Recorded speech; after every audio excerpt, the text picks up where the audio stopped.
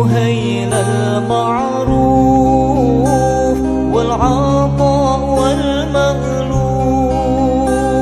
غراة للملهوف إنكم به أدرى يا أهيل المطر سعدونا في الدنيا فوزونا في الأخرى بالخادجة الكبرى وفاطمة الزهراء بالخادجة.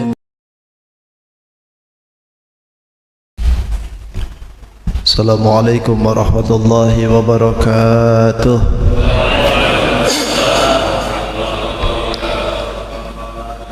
Bismillah, alhamdulillah, wassalatu wassalamu ala rasulillah Sayyidina Muhammad ibn Abdullah wa ala alihi wa ashabihi wa man tabi'ahu ila yaumil qiyamah.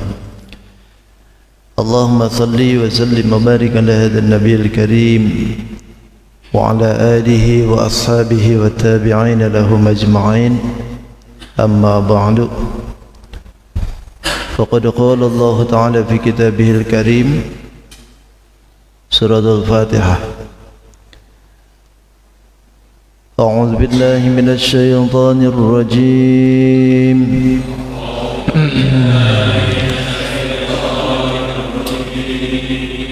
بسم الله الرحمن الرحيم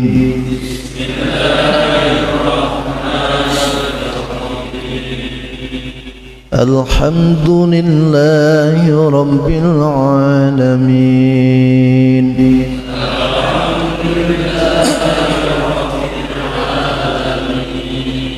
الرحمن الرحيم مالك يوم الدين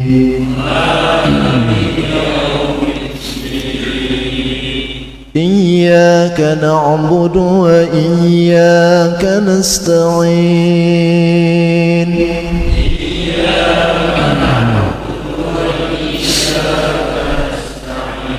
اهدنا الصراط المستقيم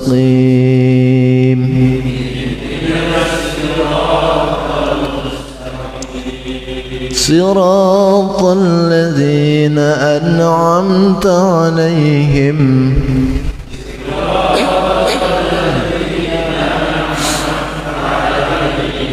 غير المغضوب عليهم ولا الضالين.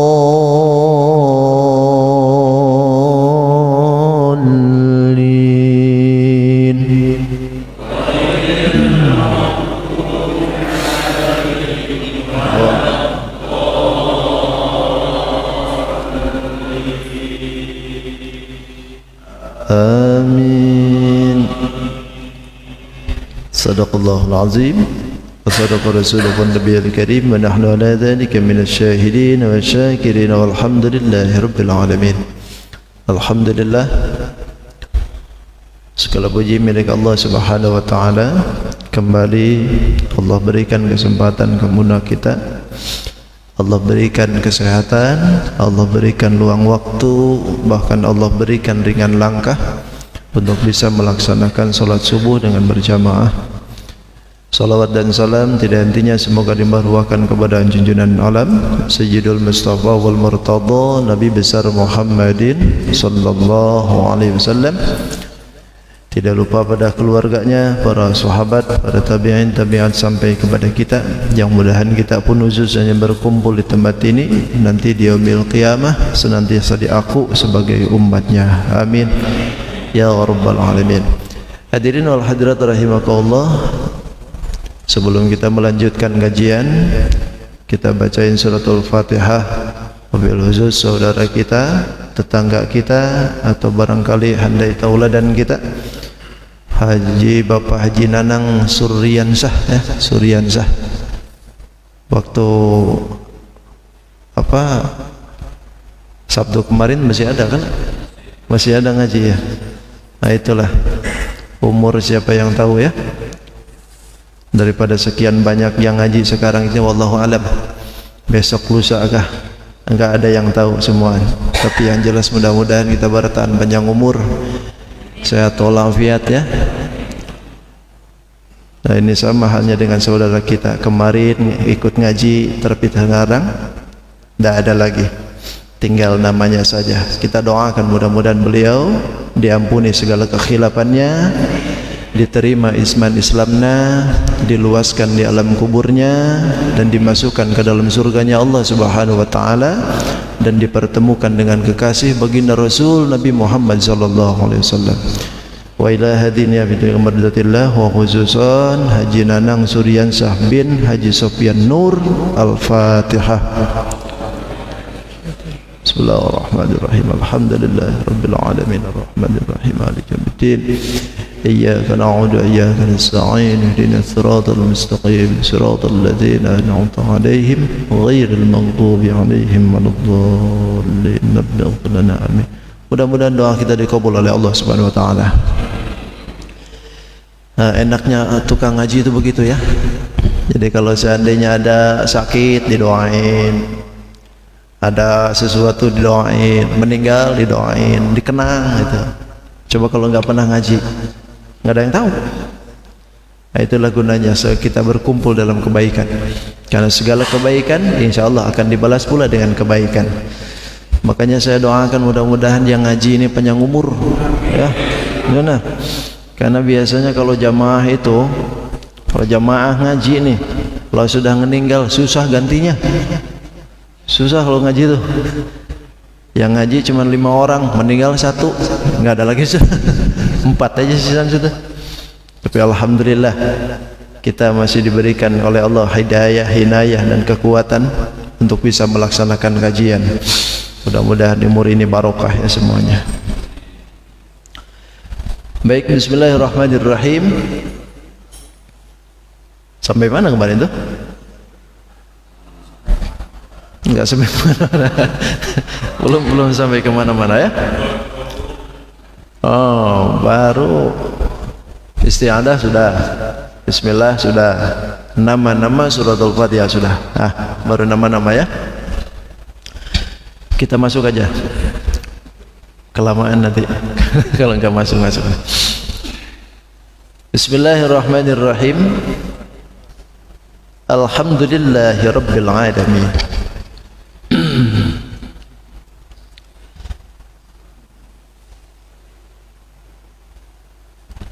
Alhamdulillahirabbil alamin maknanya wallahu a'lam bi haqiqatil murad. Alhamdu, segala puji jenis puji, lillahi, milik Allah, rabbil alamin, yang menguasai seluruh alam. Jangan terlalu banyak lah, segini aja dulu. Alhamdu ini kalimat yang dibuka oleh Allah Subhanahu wa taala awal daripada surah memakai kalimat pujian sebagai bentuk pelajaran bagi kita bahwa segala sesuatu itu kalau dimulai dengan memuji kepada hadratul Allah, maka sesuatunya akan menjadi nilai barokah. Sebagaimana yang disebutkan oleh Nabi, kullu amrin dzibalin la yubda'u bil hamdalah fahuwa aqta. Setiap perkara yang baik yang tidak dimulai dengan alhamdulillah fahuwa aqta, maka itu seperti binatang yang patah buntutnya. Atau barangkali yang dimaksudkan oleh ulama ini, oleh hadis ini adalah qalilul barokah, kurangnya kebarokahan di dalamnya, sedikit barokahnya. Maka mulailah dengan sesuatu itu kalimat dengan memuji Allah Subhanahu wa taala. Di dalam kalimat alhamdu, memang kalau ditinjau dari segi bahasa, kita sering mendengar ketika mengucapkan kalimat alhamdu, itu kan artinya segala puji. Kalau kita dengar kalimat segala, itu pemikiran kita sendiri kah apa banyak? Kalau kalimat segala, Berarti banyak kalau lebih dari satu. Kalau seandainya kita ini satu saja, alhamdulillah pujian lillahi milik Allah, gitu aja sudah. Tapi kalau ini segala puji, berarti kalau segala puji, kalimat yang terkandung di dalam alhamdulillah ini tidak satu. Kenapa? Karena dari bentuk segala pujian itu lillahi, baliknya kemana? Ke Allah. Bahkan kita kaji yang disebut dengan segala puji ini yang mana saja sih? Dalam ilmu mantek itu ada 4 sebetulnya yang termasuk di dalam kajian alhamdulillah. Ada yang disebut dengan qadimun liqadimin. Yang kedua qadimun lihadisin. Yang ketiga hadisun liqadimin. Yang keempat hadisun lihadisin. Bahkan kalau orang santri itu biasanya didendangin pakai nada qadimun liqadimin, hadisun liqadimin, qadimun lihadisin, hadisun lihadisin gitu. Ini manut-manut nggak paham kah? Gini-gini. Ya udah paham kayaknya nih. Kalau sudah paham ya sudah, lewatin aja.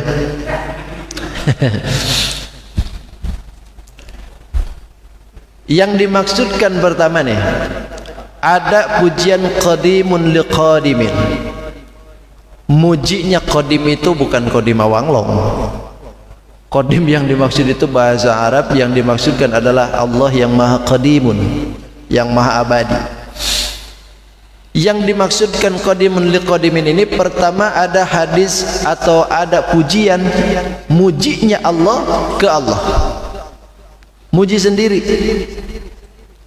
boleh ya, silakan, karena memang yang punyanya kok.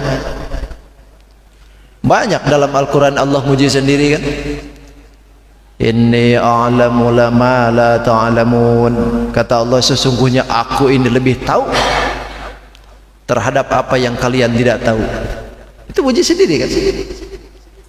Innallaha sami'un alim, innallaha basirum bima ta'malun. Itu muji-muji sendiri. Karena memang Allah yang punya, Allah yang memiliki, maka ketika Allah muji sendiri ya monggo. Karena memang kembali kepada hadiratnya. Itu yang disebut mujinya qadimun liqadimin. Mujinya Allah, muji ke Allah, muji sendiri. Ada yang kedua, qadimun lihadisin. Mujinya Allah ke makhluk. Seperti mana mujinya Allah ke makhluk, sebagaimana Allah telah memuji junjungan kita Nabi Muhammad sallallahu alaihi wasallam. Dalam Al-Quran dimuat oleh Allah, innaka la'ala khuluqin azim. Sesungguhnya engkau ya Muhammad la'ala khuluqin azim, sungguh mempunyai budi pekerti yang luhur. Siapa yang muji? Allah. Yang dipuji makhluk, Nabi Muhammad sallallahu alaihi wasallam. Itu disebutnya qadimun lihadisin, mujinya Allah ke makhluk. Boleh, silakan, Allah yang punya. Dua. Yang ketiga, hadisun liqadimin, mujinya makhluk ke Allah. Sebagaimana kita pembukaan awal, alhamdulillah. Ini mujinya kita dengan Allah. Boleh, bukan boleh lagi, harus malah, wajib malah kita nih. Sebagai seorang makhluk yang diciptakan oleh Allah, ya tentunya harus banyak muji. Dalam keadaan apapun, kita mesti harus muji Allah.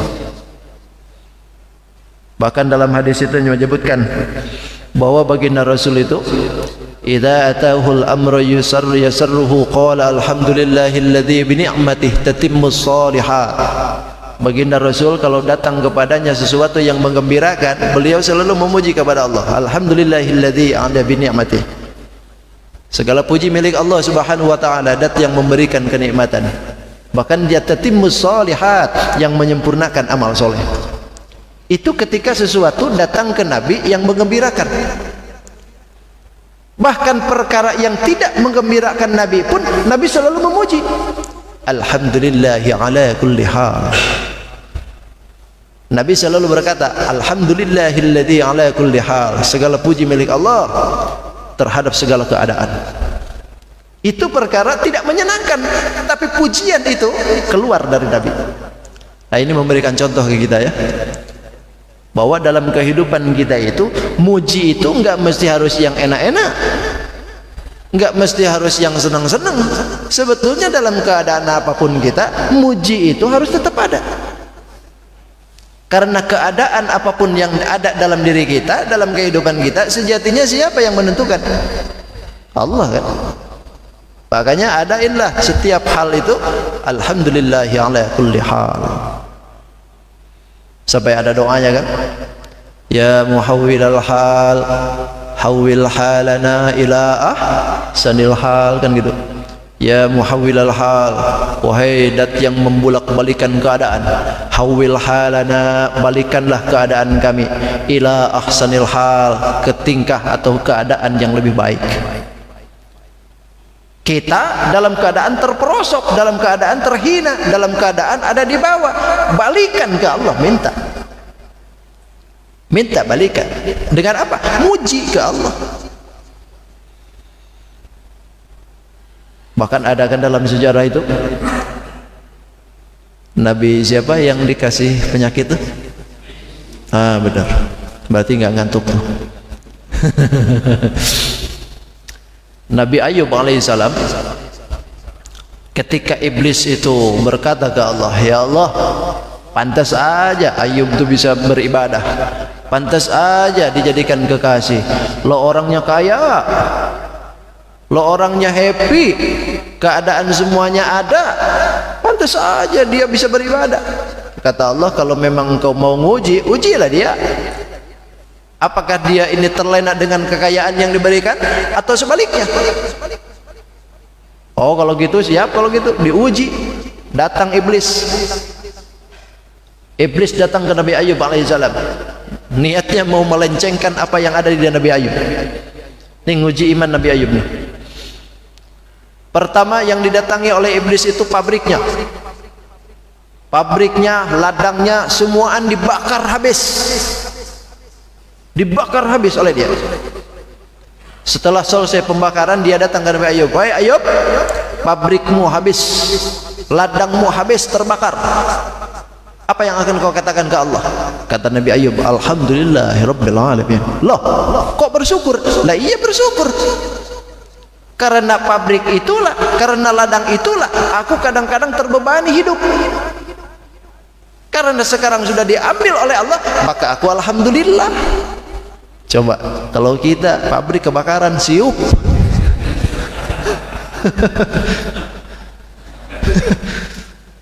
Siup kalau kita nih. Pak, rumah kebakaran. Oh, langsung plek. Boro-boro alhamdulillah kalau kita nih. Paling terlontar innalillahi, ya masih mending lah alhamdulillah. Innalillahi juga. Nabi Ayub ketika diuji oleh iblis macam seperti itu, ujian yang pertama dilontarkan kalimat puji dengan Allah. Lantaran Nabi Ayub tahu posisi, ketika diberikan itu semuaan berarti itu adalah tanggung jawabnya, ketika diambil oleh Allah berarti lepaslah tanggung jawabnya. Alhamdulillah, makanya tuh geleng kepala nih iblis nih. Kata iblis, ya sudah, aku datangi lagi yang lain. Apalagi nih, dia datangin lagi anak-anaknya, dimatiin lagi anaknya. Anaknya dimatikan. Begitu selesai pematian anaknya semuanya, datang lagi ke Nabi Ayub. Wahai Ayub, anakmu mati semua. Apa yang dikatakan? Bukan innalillahi, alhamdulillah. Loh, kok alhamdulillah anakmu mati? Lah iya, berarti Allah lebih senang daripada saya. Allah lebih bergembira, Allah lebih sayang daripada saya. Maka dari itulah Allah panggil semuaan, berarti Allah lebih sayang. Maka saya bersyukur, alhamdulillah. Itu Nabi Ayub tuh. Ketika sudah selesai itu enggak lulus juga, datang lagi deh. Diberikan lagi oleh Allah Subhanahu wa taala ujian lewat bininya. Bini Nabi Ayub tuh Pak bukan 1 2, banyak. Ada yang menyebutkan sampai 40. Nggak usah kaget, biasa aja. Kalau kita jangankan 40, baru 2 aja. Kalau dulu kan beda, syariatnya beda. Kalau syariat Nabi Muhammad sampai 4 aja. Ketika istrinya ini diuji, digoda oleh iblis, semuaan mendadak istrinya minta dicerai. Terlebih ketika Nabi Ayub alaihissalam diberikan ujian penyakit, istrinya tinggal 1 aja yang tersisa. Ini pun bini tuha. Bini tuha sudah, bukan bini anom lagi. Yang anom dan pertengahan tuh minta cerai semuaan. Akhirnya ya cerai semua, meninggalkan Nabi Ayub semuaan. Harta habis, anak bini habis, semuaan meninggalkan Nabiullah Ayub alaihissalam. Tapi apa yang dikatakan oleh Nabi Ayub? Alhamdulillah. Bersyukur aja Nabi Ayub, bersyukur. Sampai tinggal 1 pun ini istrinya pun alhamdulillah. Hatta sampai dibuang Nabi Ayub ke tempat sampah, karena pada waktu itu orang sekitarnya tidak mau keadaan Nabi Ayub seperti itu. Semuaan tidak menerima. Akhirnya Nabi Ayub dibuang ke tempat sampah. Siapa yang menemani? Istrinya aja, 1 orang aja. Kata istrinya, wahai Nabiullah, engkau kan Nabi, engkau kan kekasih Allah, coba minta ke Allah. Mintalah ke Allah bagaimana engkau ini keadaan sekarang. Minta kesembuhan ke Allah. Kata Nabi Ayub, coba dah hitungkan, aku ini lama sehatkah atau lama sakit? Dihitungin oleh istrinya. Engkau itu sakit sudah 8 tahun, sehatnya sudah sekian puluh tahun. Jadi masih kebanyakan sehat daripada sakit. Kata Nabi Ayub, sudah malu aku, malu. Sakit sudah 8 tahun, ketika mau minta penyembuhan malu lantaran masih banyak sehatnya daripada sakit. Coba. Tapi ketika Allah Subhanahu wa taala menguji Nabi Ayub alaihissalam dengan penyakitnya itu sampai ulatnya mau menggerogoti hatinya, barulah Nabi Ayub berkata, ya Tuhan, ya Allah, kalau seandainya makhluk ini sampai memakan hati ini, berarti putuslah sudah aku berzikir. Kalau hatinya sudah dimakan dengan ulat itu, berarti putuslah sudah berzikirnya. Ya meninggal maksudnya. Ketika sudah hal itu terlontar dari mulut Nabiullah Ayub alaihissalam, barulah datang Jibril alaihissalam membawakan air. Kata Jibril, Nabi Ayub nih, air bawa, mandi. Disuruh mandi. Begitu sudah selesai mandi, Nabi Ayub dikembalikan lagi, kulitnya lebih muda lagi daripada sebelumnya, bahkan rupanya pun lebih ganteng daripada sebelumnya. Wah, luar biasa, penyakitnya semuaan hilang dalam seketika. Bahkan bininya pun minta dirujuk lagi semuaan. Kalau sudah macam begini, lain sudah penampilan nih. Dulu nendang kita, begitu sudah banyak duit.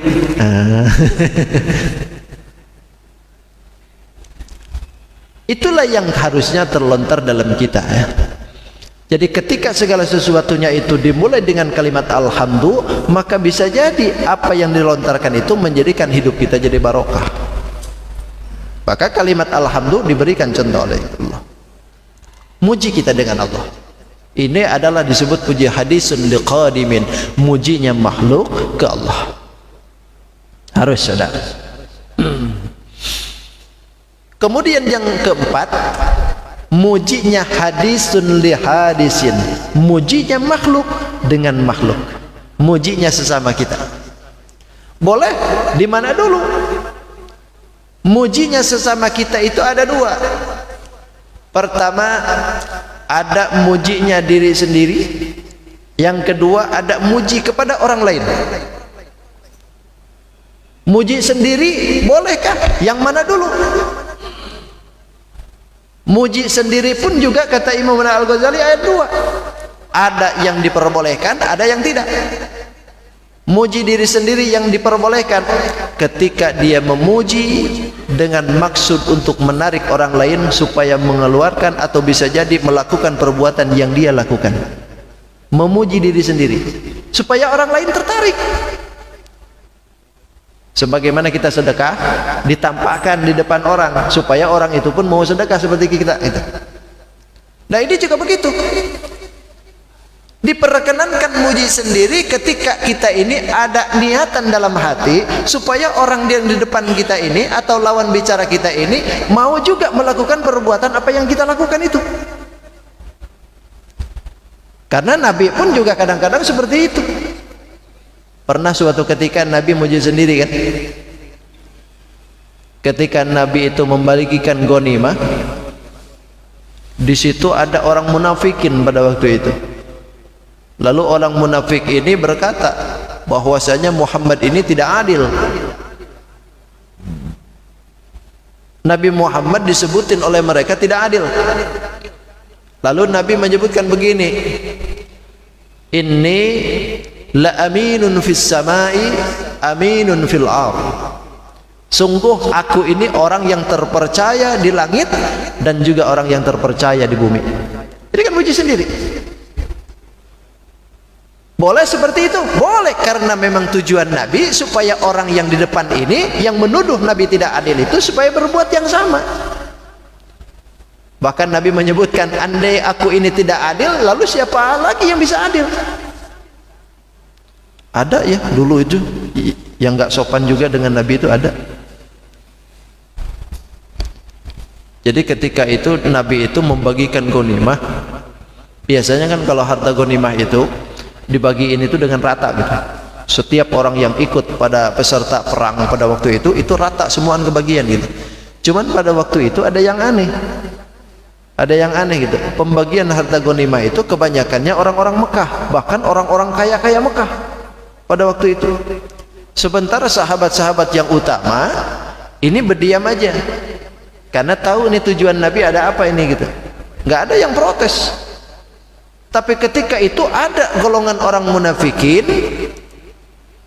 ini dia ini protes dengan menyebutkan Nabi ini tidak amanah, tidak kepercaya, tidak adil bahkan. Lalu kata Nabi, kalau memang aku ini tidak bisa adil, lalu siapa lagi yang bisa adil? Bahkan pada waktu itu sahabat Ali itu geram tuh. Ya Rasulullah, izinkan aku untuk menebas dia katanya. Sangar Ali itu. Kata Rasulullah, jangan, biarkan dia pergi. Setelah orang ini pergi, lalu Rasulullah berkata, wahai sahabatku, lihatlah, nanti dari tulang sulbinya orang inilah akan keluar hafal Quran, ahli tahajud, ahli ibadah, ahli puasa, tapi semua itu hanya sampai kerongkongan, tidak sampai pada hatinya. Ini yang ditunjuk oleh Nabi itu siapa? Namanya At-Tamimi. At-Tamimi. Nanti kata Nabi akan keluar dari tulang sulbinya orang ini ahli Quran, ahli tahajud, ahli puasa, tapi tidak sampai pada hatinya, hanya sampai kerongkongannya saja. Itu At-Tamimi. Orangnya botak. Orangnya botak, orangnya pendek, mukanya lebar, jenggotnya panjang, celananya cingkrang. Cirinya itu orang itu. Nah, apa yang disebutkan oleh Nabi ini terbukti. Setelah Nabi tidak ada, digantikan khalifah yang pertama, kedua, ketiga, dan sampai khalifah yang keempat. Ketika khalifah yang keempat inilah terbukti apa yang dikatakan oleh Nabi. Siapa? Sayyidina Ali karramallahu wajhah ini kan dibunuh oleh siapa? Abdurrahman. Abdurrahman ini orangnya hafal Quran, ahli tahajud, orangnya bagus, ahli puasa, bahkan puasanya pun puasa Daud, sehari puasa, sehari enggak, sehari puasa. Bahkan ketika jadi khalifah Sayyidina Abu Bakar, Abdurrahman ini pernah diutus jadi duta Quran ke Yaman.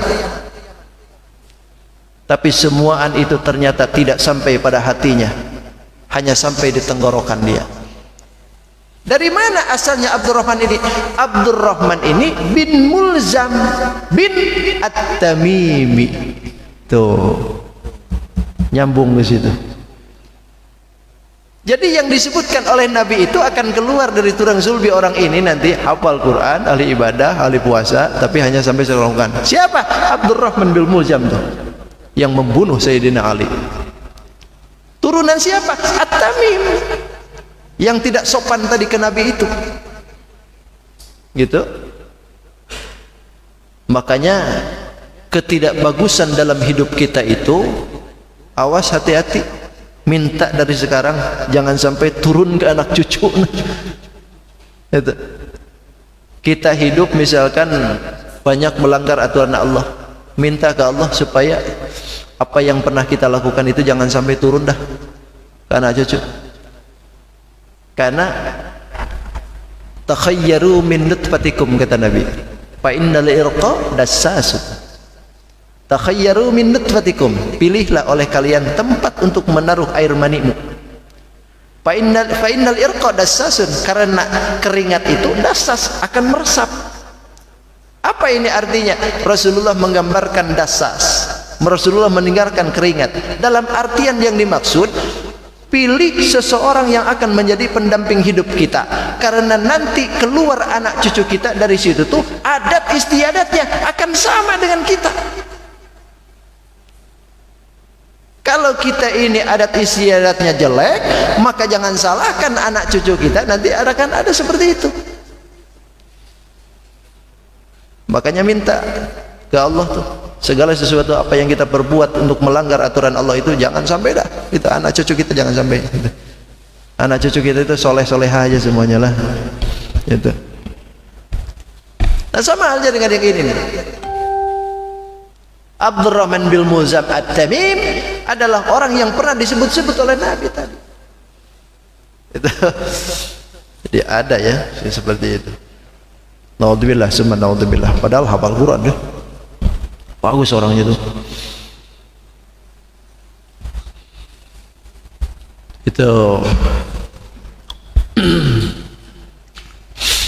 Kembali kepada yang tadi. Jadi inilah yang dimaksudkan tadi. Boleh kita ini memuji diri sendiri, tapi dengan tujuan supaya orang lain itu tertarik dengan apa yang kita pakai, tertarik dengan apa yang kita lakukan. Silakan. Yang kedua, ada yang tidak boleh. Muji sendiri tapi tidak boleh. Yang mana? Ketika kita muji sendiri tapi sebetulnya pujian itu tidak ada di kita. Bohong berarti. Aku pangantiku ini kalau ngaji tengah malam 3 juz bang, padahal tengah malam bangun aja enggak. Itu nyebutin ke orang tuh, oh, seolah-olah jadi ahli bangun malam, seolah-olah ahli zikir, seolah-olah kita ini ahli baca Quran, padahal semua itu tidak ada di kita. Ngibul itu bahasanya, ngibul. Kalau ngibul masalah ini orang tuh berarti kebanyakan angin ini. Kebanyakan angin kan? Kan di manusia itu ada unsur 4 kan? Ada unsur api, ada unsur tanah, ada unsur angin, ada unsur air. Nah, itu kata guru saya itu, kalau seandainya orang itu banyakkan ke unsur tanahnya, kebanyakin unsur tanah terlalu banyak daripada yang lain, ini orang bungulnya minta ampun dah. Pokoknya diajarin apapun gak ada masuk-masuk sudah. Ini kebanyakan tanah tuh, padat sudah otaknya itu. Ada kebalikannya, kalau terlalu banyakkan air, encer otaknya. Oh, jenius. Ini kebanyakan air nih, jenius. Ada yang ketiga, kalau kebanyakan angin. Kalau kebanyakan angin tuh pinter memang, cuman pinter ngibul, bohong aja gitu, nggak bisa dipercaya omongannya itu. Jago sudah kalau dia ngomong udah terlena orang itu gitu. Cuman bohongnya minta ampun. Ini kebanyakan angin, kebanyakan angin. Keempat, ada yang kebanyakan api, oh, dikit-dikit marah, dikit-dikit marah. Nasi telat dikit banting piring, buset dah.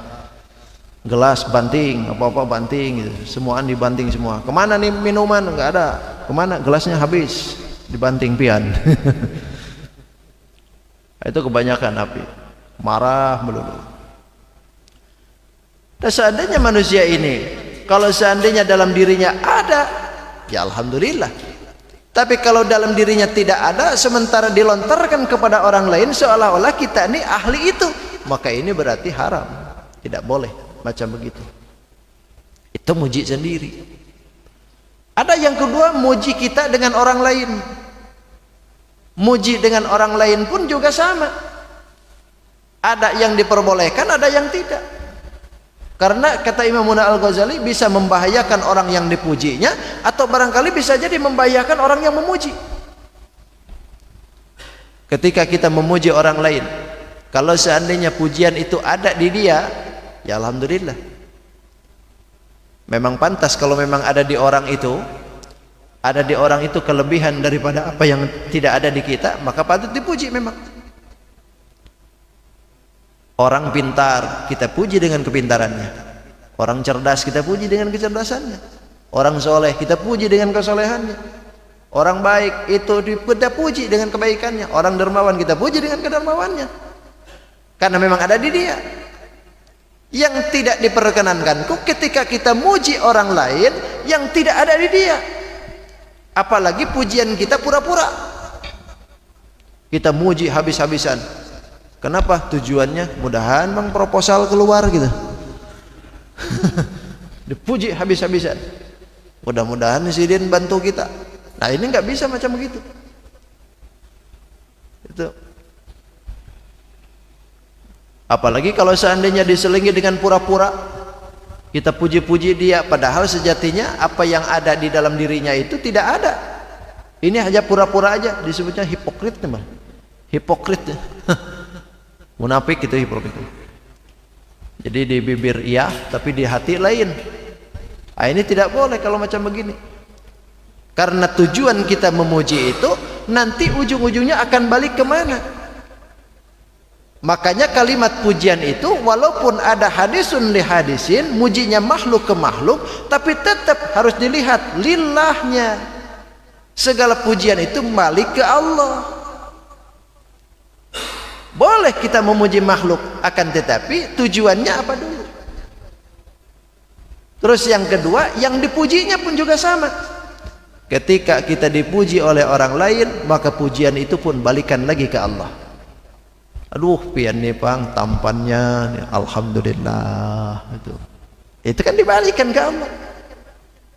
Jangan pang, pian nih pang tampangnya hidup. Oh, siapa dulu dong? Siapa dulu? Lupa kita. Lupa dengan apa yang disebutkan itu. Apalagi ketika dipuji orang lain, lalu kita terperosok dengan kesombongan. Seolah-olah kita ini merasa tinggi. Ketika kita sering dipuji orang lain itu merasa direndahkan atau merasa di bawah kita. Ini kadang-kadang yang sering terjadi itu kan begitu. Ada orang yang haus pujian kadang-kadang. Kalau enggak dipuji itu sarik sih. Kalau enggak diumumin itu di Jumatan duitnya enggak ngasih lagi sudah. Nah ini kalau macam begini, ini pujian membahayakan dirinya justru. Jadi orang yang sering mendapatkan pujian itu sebetulnya harus hati-hati juga. Karena sejatinya pujian itu akan balik kemana? Kalau dibalikan ke Allah, alhamdulillah. Tapi kalau sampai timbul dalam dirinya itu kesombongan, justru ini yang membahayakan.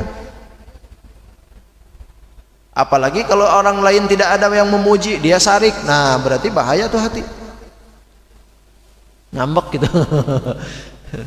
Pulang haji nggak ada yang nyebut haji, ngambek. Loh, apa urusannya? Ada kok macam itu? Ada. Orang pulang hajian itu ketika nulis kwitansi nggak dipakai hajinya, dibalikin lagi kwitansinya. Mohon maaf hajinya ketinggalan sih. Coba. Ampis macam begini.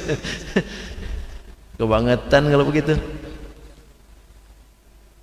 Kita ini harus sadar bahwa dalam diri kita ini memang ada pujian, ada yang harus dipuji. Akan tetapi kalimat pujian ini kembali ke mana? Makanya alhamdulillahi, segala puji itu lillahi, milik Allah. Kenapa disebutkan milik? Karena lam yang ada di lafaz lillah bisa dua. Bisa lam lil milki, bisa juga lam lil ikhtisas. Kalau lam lil milki berarti artinya alhamdu segala jenis puji lillahi milik Allah. Kalau lamnya lapan lillah itu adalah lam lil ikhtisas, berarti alhamdu segala jenis puji lillahi tertentu untuk Allah. Berarti balik kemana semua? Ke Allah. Makanya kalau kita muji makhluk, itu sejatinya muji siapa? Hakikatnya muji Allah. Kita muji kepintaran dia, berarti hakikatnya muji dengan Allah yang memberikan kepintaran itu.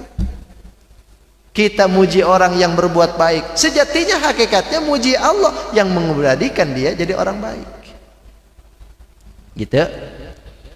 Makanya kalau sudah lihat seperti ini, pantaslah kita sebagai makhluk itu tidak diperkenankan caci maki orang, tidak diperkenankan menghina orang. Kenapa? Lantaran penghinaan itu akan kembali kemana? Ke Allah juga. Karena Allah sudah menjadikan kita ini makhluk yang disebutkan makhluk fi ahsani taqwim, bentuk yang sempurna, lalu kita hina. Berarti menghina siapa? Sejatinya menghina Allah. Makanya pantas dalam Al-Quran kan disebutkan, ya ayyuhalladzina amanu la taskhar qaumun min qaumin asa ayyakuna khairam minkum. Kan begitu. Wahai orang-orang yang beriman, kata Allah, janganlah engkau menghina satu kaum, karena boleh jadi kaum yang engkau hina itu lebih baik daripada kalian. Artinya kita menghina orang, bisa jadi yang dihina oleh kita itu lebih bagus daripada kita. Apalagi kalau seandainya penghinaan itu menjerumus kepada kekufuran, tidak diperkenankan itu. Menghina orang yang sudah sholat, orang yang sudah puasa, orang yang sudah menjalankan hukum syariat, dikafir-kafirkan, nggak boleh. Atau barangkali bisa jadi kufurnya kufur ucapan. Di mana? Ketika menyamakan orang yang sudah dimuliakan dihinakan dengan melalui hewan binatang yang tidak dimuliakan. Tidak boleh. Itu kufur ucap disebutnya. Banyak kan sekarang ini ke orang tuh, dikit-dikit, anjing. Nyebutin ke orang lain, anjing. Coba. Dasar babi loh. Ini ucapan sebetulnya bisa menjerumus kepada kekufuran ini. Kan yang disebut murtad itu kan ada 3. Ada murtad ucapan, ada murtad pekerjaan, ada murtad i'tiqad. Ini yang paling banyak itu adalah murtad ucapan. Dikiranya nyebutin seperti itu tuh tidak jadi murtad gitu. Orang yang sudah mulia, orang yang sudah diberikan kesempurnaan hidupnya oleh Allah, lalu kita samakan dengan binatang. Tidak boleh. Tidak boleh begitu ke orang lain. Dasar monyet loh, monyet loh, loh kalau dia disebutin monyet yang mulia, pian apa? Warik. Jangan begitu. Bahkan sekarang ini paling banyak gitu. Paling banyak murtad ucapan tuh. Ada di dalam kitab Sulamut Taufik tuh. Macam-macam murtad yang 3 tadi itu dibahas semuanya di dalam Sulamut Taufik. Dari mulai murtad ucapan, murtad i'tiqad, sampai murtad pekerjaan. Ini kan yang menjadikan kita tidak dimuliakan dalam agama. Kenapa bahaya murtad? Karena orang yang murtad ini bagian daripada orang yang tidak ada kehormatan dalam agama. Kan ada 6 yang tidak dihormati dalam agama itu. Ada yang disebutnya itu muhtaram, ada yang ghair muhtaram. Kalau orang yang muhtaram itu dimuliakan oleh agama, dalam hidupnya, dalam matinya ada kemuliaan dari agama. Matinya dimandii, disolati, dikafani, dikuburi, itu kemuliaan dalam agama. Tapi ketika dia ini ghair muhtaram, tidak ada kemuliaan dalam agama, rusak sudah. 6 yang tidak dimuliakan dalam agama. Pertama, kata Imam Nawawi yang menyebutkan tarikus sholah, orang yang tidak dapat kemuliaan agama adalah orang yang tidak pernah sholat. Orang yang tidak pernah sholat ini ketika mati biarkan aja. Coba, tidak ada kemuliaan dalam agama. Bahkan kata Imam Nawawi, buang aja ke laut. Tidak ada kemuliaan dalam agama. Tapi itu jangan mentang-mentang, oh kata Ustaz Ahmad nih, orang nggak sholat nggak usah dibuang, banting aja, buang aja nih. Jangan. Ini ketika dilakukan seperti ini, ketika imamnya, pemimpinnya sudah menyuruh dia tobat, suruh dia tobat dulu, suruh balik dulu ke dalam agamanya, baru nanti ketika tidak mau, ini tidak mendapatkan muhtaram, tidak mendapatkan kehormatan agama. Kalau memang sudah disuruh, tapi kalau tidak disuruh berarti diam-diam aja dia.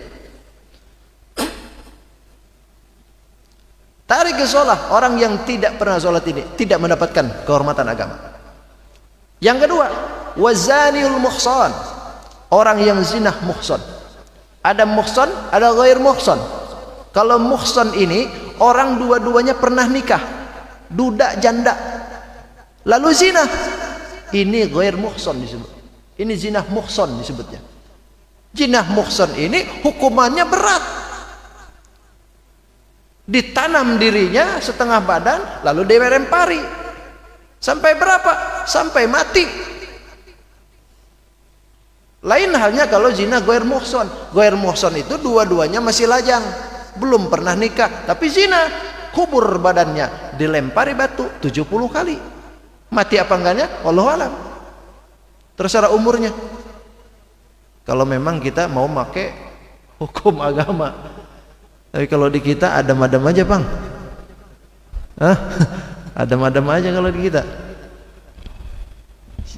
Yang Cina itu malah nambah-nambah lagi. Coba kalau pakai hukum agama, berhenti sudah. Berhenti sudah kalau macam begitu. Makanya inilah yang tidak mau Islam itu berdiri. Karena kebanyakan ngikutin nafsu gitu. Coba kalau Islam itu berdiri, selesai. Karena hukum itu harus ada efek jerak. Hukum itu diberikan harus ada efek jerak. Kalau hukum itu diberikan tidak ada efek jerak, berarti itu bukan hukum. Gitu. Orang maling potong tangan, besoknya mau lagi nggak maling? Pasti nggak mau lagi. Lo tangannya nggak ada lagi. Dia malingnya mana dulu tapi ya? Baru maling jam dinding sudah dipotong, nggak bisa juga. Gitu. Malingnya yang gede-gede, di atas 50 jutaan ke atas gitu. Ya, apalagi sudah sudah MM itu bukan tangan lagi, kepalanya itu. Gitu. Dalam Islam itu kan begitu. Ada maling, prosesnya nggak langsung dipotong, enggak, proses lama juga. Kalau memang sudah terbukti dia maling, memenuhi hukum syarat, memenuhi kriteria daripada syarat minimalnya, baru dipotong sebelah kanan. Sudah dipotong, maling juga, dipotong lagi kaki sebelah kiri. Sudah dipotong kaki sebelah kiri, masih maling juga, dipotong lagi tangan yang kiri. Masih maling juga, dipotong kaki yang sebelah kanan. Habis sudah semuanya. Masih maling juga, aduh kebangetan sudah. Tangan dan kaki sudah habis dipotong. Nanti ujung-ujungnya dipotong nanti punyanya.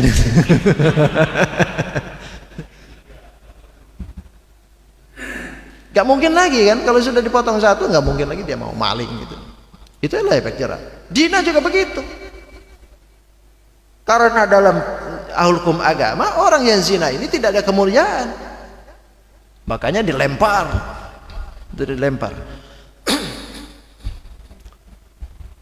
Kalaupun misalkan dia sudah selamat, misalkan sudah dilempari hidup, usir dia. Agama tuh makin sebegitu itu. Kalau di kita, sudahlah. Kalau di kita lain lagi sudah. Oh, kok ke situ ya ngomongnya ya? Kemana tadi? Agak menyimpang sih.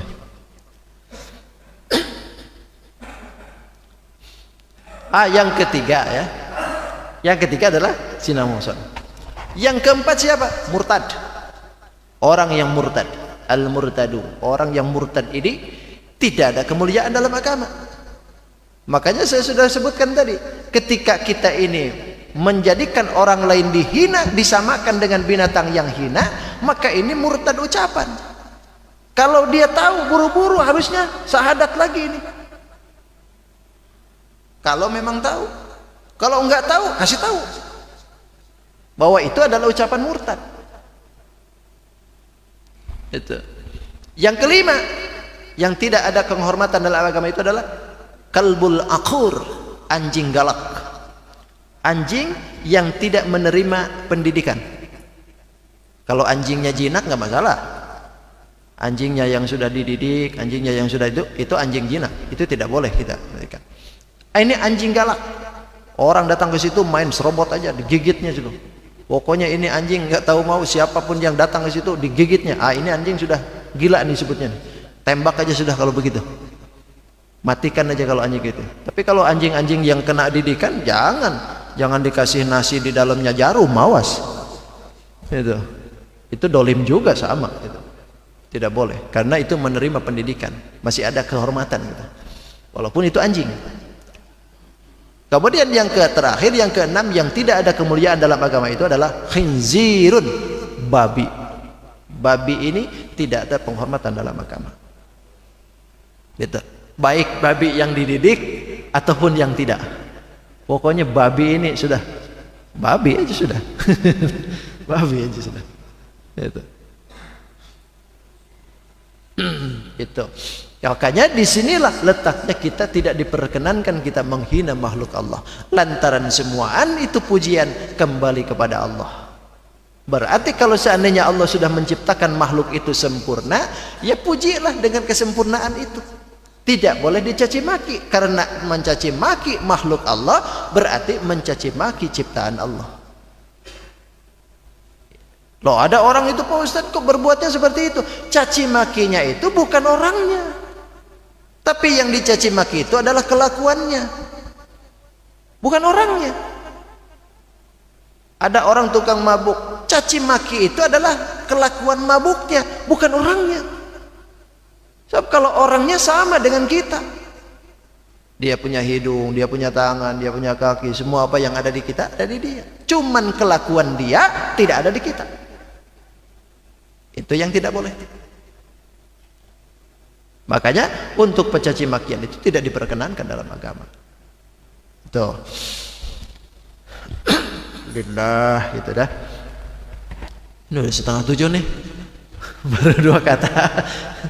Baru dua kata sudah. Rabbil alamin panjang lagi nih kalau dibahas. Ya sudah cukup aja dulu. Ya. Wallahu a'lam bishawab. Gitu. Ada yang mau ditambahkan barangkali?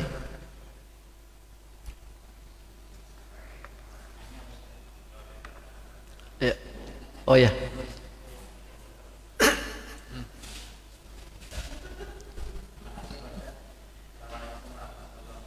Waalaikumsalam warahmatullahi wabarakatuh.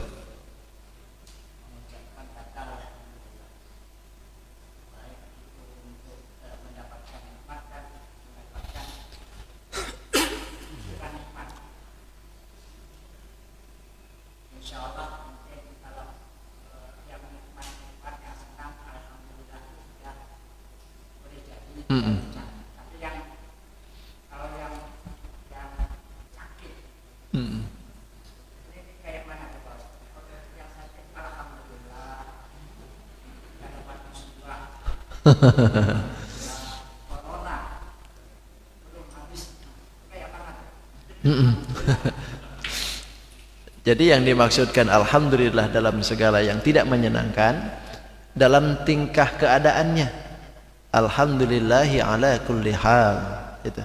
Nabi selalu mengatakan begitu. Alhamdulillahi ala kulli hal. Segala puji milik Allah yang memiliki seluruh keadaan. Ala kulli hal. Jadi keadaan apapun itu sejatinya adalah Allah yang menentukan. Maka mujinya kita itu sebetulnya mujinya Allah yang menentukan keadaan itu. Bukan berarti kita muji dikasih yang gak nyaman. Tapi kita muji Allah yang telah menjadikan keadaan seperti itu. Gitu. Kita misalkan kebakaran rumah, lalu kita mengucapkan alhamdulillahi ala kulli hal. Segala puji milik Allah yang menciptakan segala sesuatu keadaan. Keadaan apa yang dimaksud? Keadaan rumah kita jadi kebakaran. Nah, ketika kita memuji ke Allah dalam keadaan seperti itu, berarti menerima apa yang dimusibahkan oleh Allah. Itu. Jadi menerima apa yang ditentukan oleh Allah dengan kita, hatta sampai yang tidak menyenangkan pun kita menerima dengan pujian. Itu. Nah, ketika kita ini menerima dengan apa yang diberikan oleh Allah, lalu kita memuji akan keadaan itu, insya Allah lambat laun Allah ganti itu. Itu intinya sebetulnya. Tapi kalau kita ini kebalikannya, begitu dibalikan oleh Allah keadaannya, lalu kita tidak terima. Nah, disinilah kita nanti Allah akan membiarkan dalam keadaan seperti itu. Itu disebutnya apa ya? Kalau bahasa Banjar itu bukan merajuk. Merajuk kah? Pokoknya kalau diberikan sesuatu tidak terima gitu. Apa bahasanya?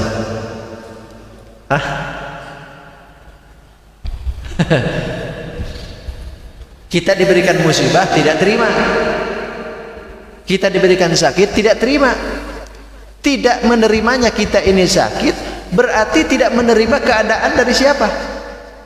Sejatinya dari Allah gitu. Makanya segala sesuatu itu pakai kalimat pujian, karena dengan pujian itulah kita akan bisa menjadikan diri kita selalu bersyukur dalam setiap keadaan. Maka setiap keadaan gitu. Senangkah, endakkah, pokoknya keadaan itu balikan pujian ke Allah. Memang kalau sepintas kayak kita kok malah bersyukur ya? Malah bersyukur. Bukankah dalam Al-Quran disebutkan orang yang beriman itu ketika didapatkan musibah, qalu inna lillahi wa inna ilaihi rajiun, kan begitu? Ketika orang yang beriman itu ketika dapat musibah dia katain inna lillahi wa inna ilaihi rajiun. Itu kan kalimat lontaran segala sesuatunya balik ke Allah. Inna lillahi, sesungguhnya kami lillahi, milik Allah, wa inna ilaihi turja'un, dan kami juga akan kembali kepada Allah. Kan itu lontaran harus yang keluar dari mulut kita. Ketika kita dapat musibah, lontarkan kalimat itu, segala sesuatunya balik ke Allah. Nah, ini alhamdulillah bagaimana? Sebetulnya tidak jauh beda dengan ini. Kalimat alhamdulillah pun bentuk daripada lontaran mulut yang orang yang mukmin ketika dikasih musibah. Karena keadaan musibah itu dari siapa? Dari Allah. Dibalikan lagi ke Allah. Gitu. Itulah. Itu intinya sih. Ya. Bukan berarti senang dengan itu. Tapi kita ini menerima dengan segala keadaan. Gitu. Cukup dah? Ya. Bentar. Oh ya, sini dulu apa sana dulu? Oh sini. Waalaikumsalam warahmatullahi wabarakatuh.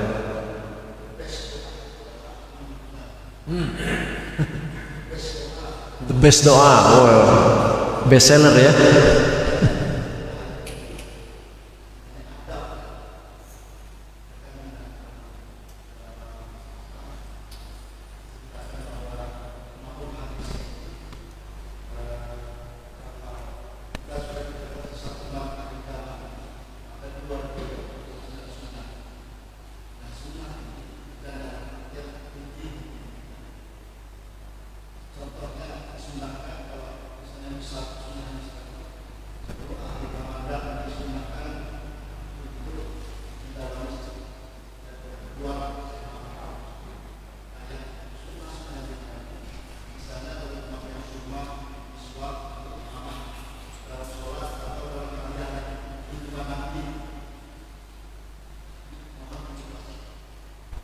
Apa ini?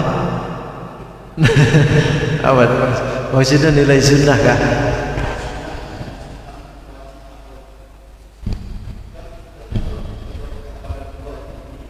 Oh,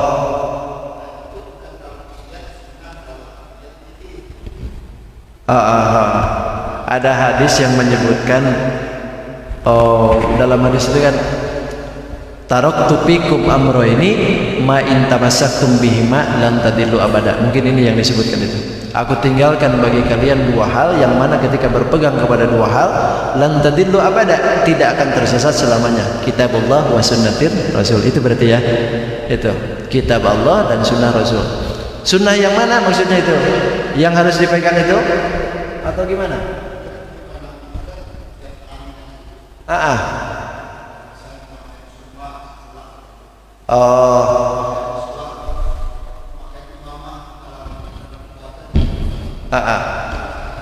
Sunnah itu kan setiap perkara yang dilakukan oleh Nabi itu sunnah. Sunnah ini kan ada beda-beda. Ada sunnah takriri, ada sunnah bil fa'li, ada sunnah bil qauli. Ini tiga. Kalau sunnah bil qauli, sesuatu perkara yang diucapkan oleh Nabi, ketika kita turutin itu nilainya sunnah. Kata tadi itu, kata Nabi setiap akhir Ramadan kita disunnahkan duduk iktikaf di masjid. Itu kan diucapkan oleh Nabi dalam hadisnya. Nah ini sunnah ketika kita melakukan perbuatan itu. Atau misalkan yang dilakukan oleh Nabi tidak diucapkan tapi dilakukan oleh Nabi. Nah ini pun juga nilai sunnah. Banyak yang dilakukan oleh Nabi tapi tidak diucapkan, kita turuti, nah kan nilainya jadi sunnah. Atau Nabi sendiri tidak mengucapkan, tidak melakukan, tapi ketika sahabat melakukan, Nabi diam. Nah ini berarti sunnah takriri disebutnya, ditetapkan dengan keadaan diamnya Nabi. Ini pun nilainya sunnah. Itu ya. Apalagi dalam ibadah. Dalam ibadah itu kalau mau kita nurutin Nabi, memang harusnya nggak kayak gini kita nih. Pakai sorban, pakai imamah, itu diudang, pakai jubah, itu Nabi itu. Bawa siwak kemana-mana, itu. Bahkan pakai celak, Nabi itu. Kalau mau ke masjid tuh, loh kalau kita mana ada bawa siwak, yang ada gudang garam filter.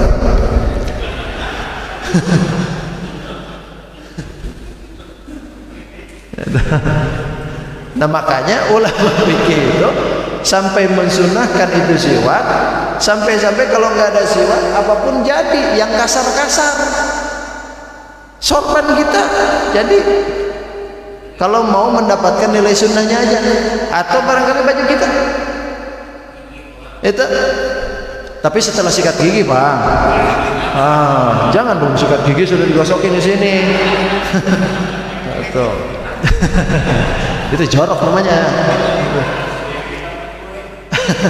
Atau barangkali yang kasar-kasar itu dari kayu. Kalau nggak kayu, telunjuk kita juga jadi asal kasar Pak. Kalau memang kasar telunjuknya. Itu hanya mengambil nilai sunnah, gitu ya. Jadi apapun itu bisa jadi.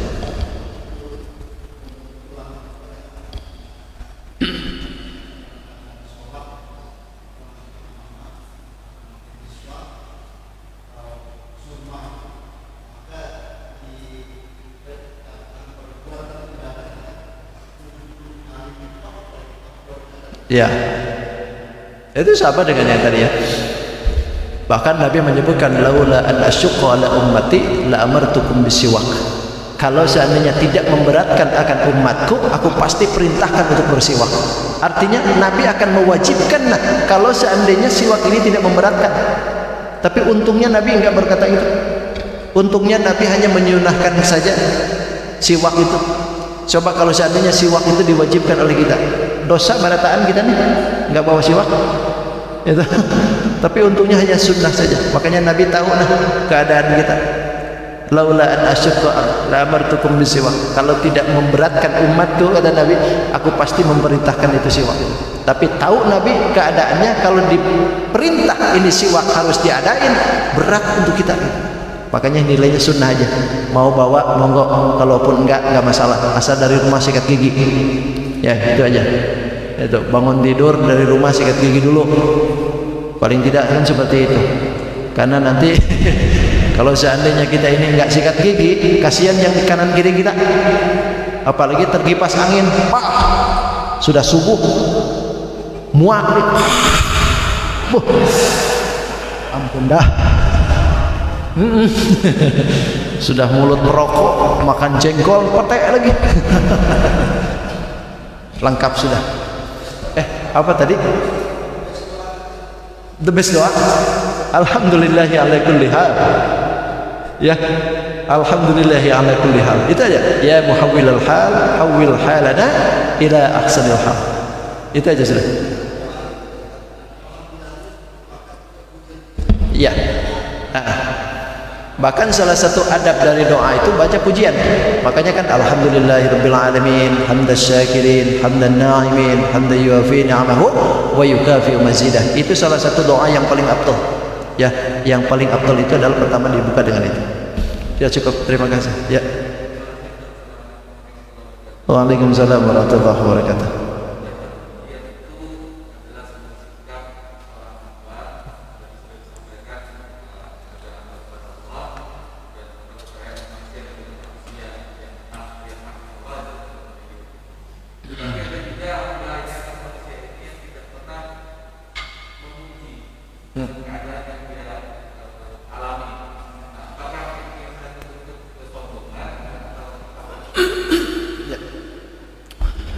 Yang tidak memuji itu berarti tidak mau bersyukur. Sebetulnya orang yang tidak mau bersyukur sama dengan orang yang tidak mau memuji. Jadi ini dua hal yang tidak bisa dipisahkan. Ketika ada orang sering memuji berarti dia bersyukur. Karena orang yang memuji itu bentuk syukuran juga. Ada orang yang bersyukur berarti sejatinya dia memuji. Karena dalam syukur itu bentuknya adalah pujian. Jadi dua hal yang sama, yang kalimatnya memang beda. Nah, ketika ada orang tidak mau bersyukur, berarti tidak mau memuji. Kalau orang tidak mau memuji, berarti sombong. Itu angkuh. Karena dia merasa bahwa itu tidak perlu bagi saya. Makanya kenapa di dalam doa sekalipun kita dianjurkan memuji dulu. Karena sejatinya kita ini mau minta, sedangkan kita minta, ya paling tidak adab minta gimana sih? Kita minta ke orang kan melas-melas gitu. Tolonglah aku ini. Kalimat tolonglah itu ibaratnya alhamdulillahirabbil alamin, hamdas syakirin. Itu ibaratnya seperti itu. Jadi ketika kita memuji, berarti kita bersyukur. Kalau kita bersyukur, berarti sejatinya di dalamnya ada pujian. Maka kalau tidak mau memuji, berarti sombong. Sombong nih orang. Orang lain ada kelebihan, tapi kita tidak mau mengakui kelebihan dia. Sombong berarti dia. Merasa bahwa dirinya lebih daripada dia. Inilah yang tidak diperkenankan. Makanya kalau ada kelebihan di orang, yang terbaik itu adalah lontarkan pujian. Kalau kita kan kebalik. Kalau ada yang salah di dia, kita lontarkan cacian, tapi ketika ada yang benar di dia, sulit untuk memuji. Ini biasanya kelakuan kita tuh. Kalau ada cacian, wah luar biasa dah. Dari pagi sampai duhur ngomongin dia tuh anteng aja. Tapi kalau disuruh memuji, sebaik apapun di depan matanya itu orang, tetap aja. Berarti kalau sudah tidak mau memuji, akan ada kelebihan dari kita, berarti dia sombong, merasa dirinya lebih hebat. Itu ya. Merasa dirinya lebih hebat. Kan sekarang ini apalagi di media, wah di media tuh. Kalau kita lihat orang-orang yang punya penyakit hati itu, kadang-kadang miris itu. Orang sebaik apapun kerjanya, sebagus apapun prestasinya, dapat penghargaan, masih aja disebutin apa kerjanya dia. Disebutin nggak ada kerjanya gitu. Padahal itu dapat penghargaan itu. Kan ini orang nggak bisa melihat kebaikan orang. Nah inilah yang dimaksudkan tadi. Berarti ini orang sombong. Sombong. Padahal kalau dia jadi gubernurnya nggak mungkin juga. Nggak mungkin juga dapat penghargaan. Itulah. Jadi lihatlah kelebihan dia gitu. Kalau ada kelebihan dia, jangan sungkan-sungkan kita puji kelebihan itu. Kalau dia memang pintar, pujilah pintar. Kalau dia memang benar, benerilah dia. Kalau memang dia salah, ajukanlah kesalahannya gitu. Itu bentuk daripada pujian kita ya. Cukup sudah, terima kasih. Walaupun ini dua kata, tapi cukup ini untuk penjabarannya luas sekali ya. Mudah-mudahan kita diberikan oleh Allah Subhanahu wa taala hati yang selalu syukur, hati yang selalu memuji, hati yang selalu ikhlas dengan segala keadaan. Mudah-mudahan Allah berikan dalam kehidupan kita taufik, hidayah, inayah, bahkan pertolongan untuk menjadikan hidup kita lebih baik untuk masa kedepannya. Amin ya rabbal alamin. Demikian yang kita sampaikan. Mohon maaf kehilapan dan kekurangan. Hadanallahu wa iyyakum ajma'in. Khudma safa wa tawakkal. Assalamualaikum warahmatullahi wabarakatuh. Allahumma shalli wa sallim ala sayyidina Rasulillah ajma'in. Amin ya Allah ya rabbal alamin. Bismillahirrahmanirrahim. Alhamdulillahi rabbil alamin. Hamdan syakirin, hamdan na'imin, hamdan yuafi ni'amahu wa yukafi mazidah. Ya rabbana lakal hamdu kama yanbaghi li jalali wajhikal karim wa 'azimi sultanik. Allahumma salli ala sayyidina Muhammad wa ala ali sayyidina Muhammad. اللهم رب انفعنا بما علمتنا ربي علمنا الذي ينفعنا ربي فقهنا وفقه أهلنا وقربت لنا في ديننا توسلنا بتعاليمين أن ترزقنا الواسعة وأن ترزق الآمنة يا محول الحال حول حالنا إلى أحسن الحال يا محول الحال حول حالنا إلى أحسن الحال يا محول الحال حول حالنا إلى أحسن الحال ربنا تقبل دعاء إنك أنت السميع العليم وتب علينا إنك أنت التواب الرحيم ربنا آتنا في الدنيا حسنة وفي الآخرة حسنة وقنا عذاب النار والحمد لله رب العالمين تقبل الله منكم سبحانك اللهم وبحمدك أشهد أن لا إله إلا أنت أستغفرك وأتوب إليك